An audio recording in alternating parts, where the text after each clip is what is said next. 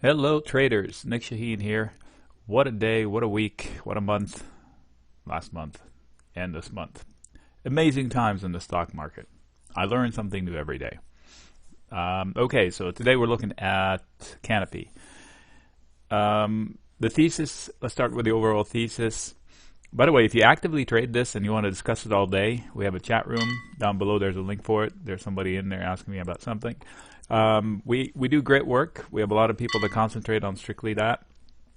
Other people like the more traditional stocks, but we cover everything. So anyway, fundamentally, I'm not going to discuss too much other than you believe what you believe. Nothing here is a recommendation to buy or sell or short or anything like that. I'm sharing the levels that to me stick out, and so far I've been pretty dead on with the prior videos. I had a couple of people who didn't like what I said a few times just because they're too emotionally invested. So there's no emotion. I don't hate them. I don't love them. I'm just stating plain fact that I see on the chart. So fundamentally, the thesis for pot is not resolved this year or next year. It's a long-term thesis. It's still illegal throughout the U.S., federally speaking. So talk about hindrance. Whatever they're doing now, they're doing, quote, illegally. So kudos to them that they're able to overcome these hurdles and whatever hurdles comes with operating any business, let alone one that's trying to establish itself legitimately. So there will be losers that disappear. So best to bet on balance sheets. Perception is that this guy has the balance sheet, the best one. I don't know if that's still true or not. I'm going to go with yes because you guys can do the homework on that. So then we come to the chart. So today it's up 5%, which is not unusual when the whole market is up 2%. So is it time to buy, to sell? It's hard to answer. This is a weekly chart to eliminate the noise. For me to make my first point, where it is right now is sticky. This range around 1950 is sticky. This is a weekly chart for all of, this is 5 years worth of data, so that includes here. But the bulk of the actual trading happened here and here. So the big statement is, if it ever comes back to 43, sell the hell out of it, because that would be a big top for a long time. But down here, it's sticky. So for it to go well below here, there needs to be new information that changes the game for it, which means it should be a support zone. Unfortunately, the zone is huge because the stock dropped and the percentages are big on every little move. So back to a daily. So we'll drill down now to a daily 1 year's worth of data. Now it looks how bad it is, the trend. But you see down, down, down, and then somewhat stabilization. These are called consolidation periods. So it's still the mostly bought and sold level, and it's consolidating. I don't like that it's a little bit below it, but it is what it is. It's not lower than this by much, the low that we just put in on very heavy negative sentiment all over the stock market. So it's a legitimate test. And this was as a legitimate test as can be, because down here I put a video and the next day was up like 12-13%. And then I said, get out because of technical reasons. I did another video and boom, dropped another whatever. So I'm making the same comments here, purely technical, purely from the charts. The move here is not as emphatic as this one, but here sentiment was horrible.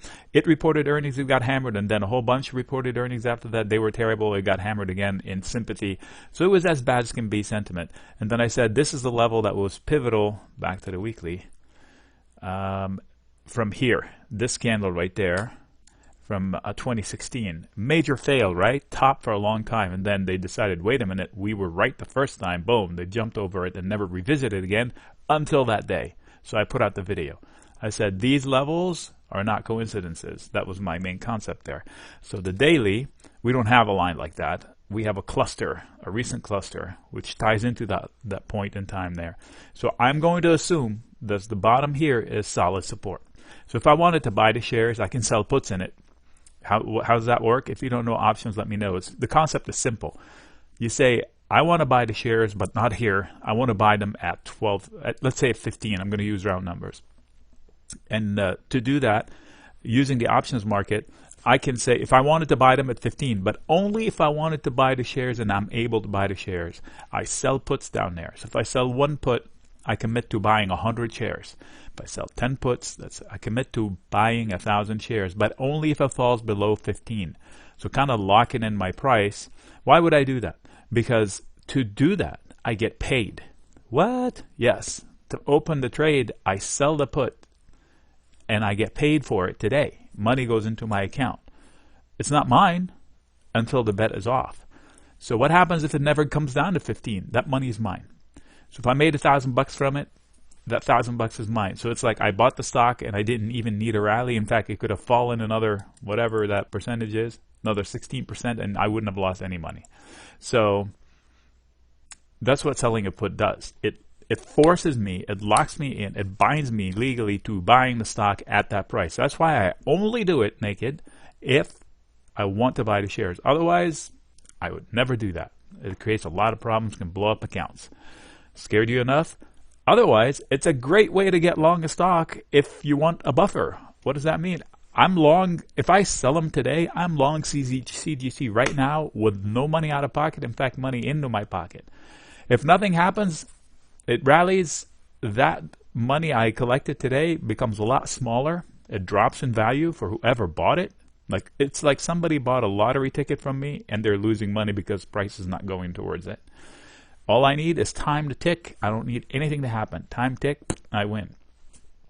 Some people like to sell puts and buy calls to be really long the stock. That's really aggressive. So back to the point of levels. I'm going to go down to a half-hour level. And this is the meat and potatoes of somebody who's actively trading that stock. At 1850, it's not an obvious entry point. I would put it as an alert. Hey, look at it. It's trying to do something. If it breaches 1890, 1875, depends on where you want to chase it, then it becomes exciting. Why is that? Because it's trying to break out from a prior failure point. That's how breakouts happen. So here would be my first alert. Hey, look, it's trying to do something. So if you've heard inverse head and shoulders, consider it the action it's doing right now, right? So if you do that, it should rally this much from this. So it should target this, right?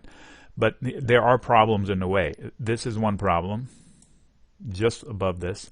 This is another problem, just above that. This is a much bigger problem right here.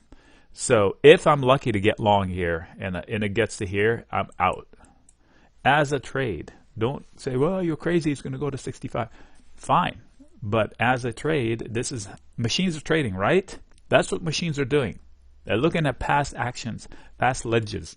Every ledge is a resistance level. So if it ever gets back to here, that's definitely a booking point. This whole zone. This is a point of control. I don't want to fight until they take it out, the bulls. So how do I chase this? Some people like to chase the breakout of the trend line. So this is where the argument goes. Do I chase the trend line breakout or the level breakout? I just showed you the level breakout, right? The trend line breakout would be somebody that does this. Oops, sorry. The line is crooked, but trust me, it works. And they say, oh, it's broken out. Or it's broken out. I don't like to do that because I believe the levels more than trend line. So if I'm lucky enough to get in here and it hits here, I'd get out or lighten up or lock up something or sell some calls against it or something. Because yes, these are great. I mean, they could do this, but usually not in a straight line. Usually they do this, and sometimes they fail, or they do this and then take another breather at it. So I prefer to chase it after the overcoming a level rather than on the trigger of a trend line break. That's my personal preference. Okay, so I'm going to show you my drawings and see if we can make any sense of it. I guess I don't have any short-term drawings, so let's zoom out to 120. Okay, so I did see a zone, these two white lines, and potential upside or downside. I didn't know which way it was going to go. I was just watching. So here's the trend line, the red trend line. So somebody that traded it here, chased it, got screwed. This is the opposite of chasing an up breakout. This is a breakdown. So if somebody said, oh, it's broken the trend line, let me chase it down, I would have said, let's see what it does here. Why here? Because of this bounce level. This is a pivotal level. So I would have foregone this to see if it's going to do the second leg and chase it versus get faked out. But again, it's a matter of preference. They both work. It's just what you know how to do. Same here. Trend line broke. It came to here. Again, another decision. Will it hold the bounce level? It didn't. So I knew it was going to go down. I didn't say how deep. It went down pretty deep. Was this the CEO announcement? I don't know. So they're having C-suite issues too. So this clearly was immediately rejected, and then guess what? Lower lows. These are lines that I know it looks busy, but I usually keep all the lines until time passes. Like I can delete this line because I probably used it in some video before. Anyway, tons of ways to trading this bad boy, and it does provide a lot of opportunities for trading. Investing in it, I think somebody should just plug their nose. If I believed in the pot stocks in the cannabis industry, I would just plug my nose and say somebody's going to figure out it's going to take 10 years or whatever. I'll just buy the stock and forget about it. That's one way to do it. I did that with Uber, and it's worked out.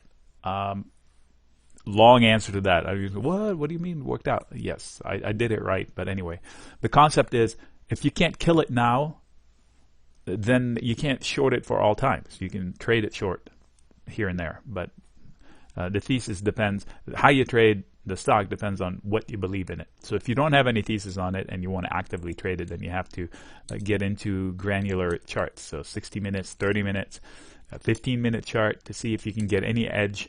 Here's a 5-minute chart that kind of says what I just said. This candle right there speaks a lot. So this is a top, a pretty solid top on a lower time frame, but it is an alert. So if somebody is trading it, I would put this alert and say, come look at it. It might be breaking out. And then I'll come and look at it if it alerts. And then I'll say, no, I'm going to wait a few ticks because of this. That's me. But at least I looked at it. I'll say, okay, the target is about 19 or more. But I want to see what they do here. It's definitely more than 19 if they take it out. All right, next signing out.